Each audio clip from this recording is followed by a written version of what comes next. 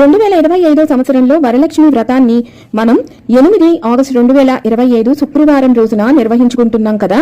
మరి అమ్మవారికి ఉద్వాసన మరుసటి రోజు అంటే 9 ఆగస్టు 2025 శనివారం రోజున నిర్వహించాలి అని చెబుతున్నారు కదా.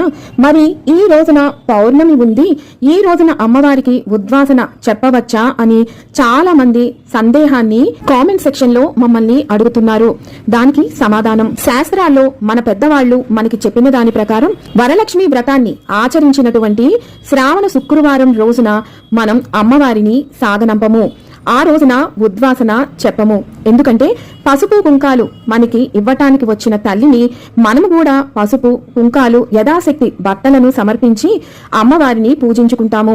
శుక్రవారం రోజున ఇంటి ఆడబడుచుగా భావించి పూజించినటువంటి తల్లిని మనము ఎట్టి పరిస్థితుల్లో మనం మన ఇంటి నుంచి పంపించము. అందుకే మరుసటి రోజైనటువంటి శనివారం రోజున మనము లఘువుగా అమ్మవారి పూజను నిర్వహించుకొని మనం ఉద్వాసన పలకటం అనేది ఆచారం.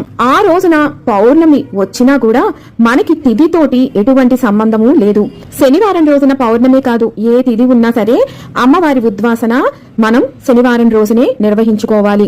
శ్రావణ శుక్రవారం రోజున వరలక్ష్మి వ్రతం ఎవరైతే నిర్వహించుకున్నారో మరుసటి రోజు శనివారం రోజున ఉద్వాసన చెప్పటం అనేదే పెద్దలు చెప్పినటువంటి పద్ధతి విధానం. వరలక్ష్మి వ్రతాన్ని ఆచరించిన తరువాత అమ్మవారికి ఉద్వాసన ఎలా చెప్పాలి, లఘువుగా పూజ ఎలా నిర్వహించుకోవాలి, ఉద్వాసన మంత్రం, వ్రతానంతరం కలశంలోని నీళ్లు, నిర్మాల్యం ఇవన్నీ ఏం చెయ్యాలి అన్న పూర్తి వివరాలతోటి వీడియో ఆల్రెడీ మన ఛానల్లో ఉందండి.